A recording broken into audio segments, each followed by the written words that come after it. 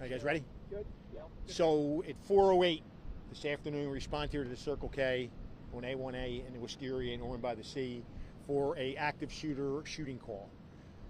When deputies in Ormond Beach arrive, they're met by a deceased who is laying right in the doorway of the Circle K. He's shot multiple times. They encounter both of the store clerks. Both of them are actually walking down the street, walking away from the scene. When we start to piece this together, what we discover is the deceased is an Edgewater police officer by the name of David Jewell. David was off duty.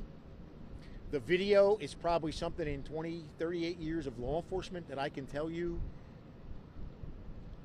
it's unbelievable what we see in that video. David enters the store at 4:08 to get a hot dog. He's here with his father-in-law. They pull up in a truck. He walks into the store.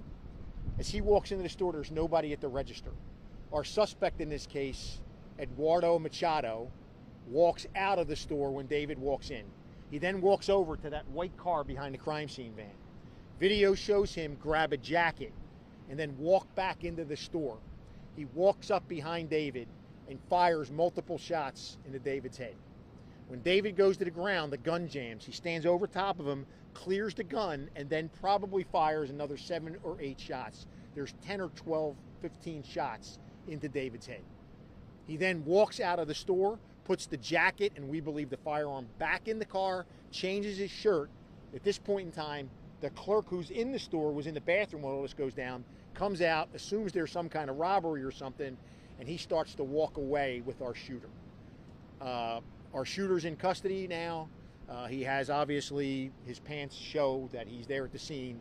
The video is crystal clear over everything that occurred. It's my understanding that David and Eduardo know one another. Eduardo knows that David is a police officer.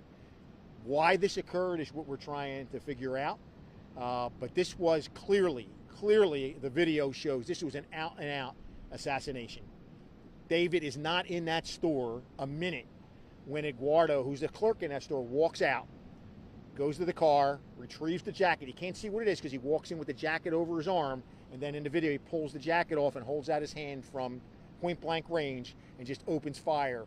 And I said the most disturbing thing is when David goes down, the gun jams and he stands over top of him, clears it, and then stands over top of him and fires a bunch more shots till he empties the clip into him. So that's where we are. We have our shooter is in custody. We obviously are going to tow the car and search the car. Our victim lives on this block. His wife is not that far away. They know one another. The shooter knows that David was a cop. Before David became an Edgewater cop, he worked for us in our communication center. So I'm going to let the chief talk about David because I think it's important you understand who David was, and I'll let the chief step in there. Thank you. My name is Charles Geiger. I'm the acting chief of police for the Edgewater Police Department. First and foremost, I want to send our gratitude to the Sheriff's Office, Sheriff Chitwood and Chief Henderson for everything they've done for us today. I want to keep this short and sweet. David was a guy that you could rely on for anything. You'd never hear a bad thing about him, and he's going to be a tremendous loss, not only for the police department, but also life in general. So we appreciate the support through this time, and the sheriff is right. That's one of the most evil videos I've ever seen. So thank you, Sheriff.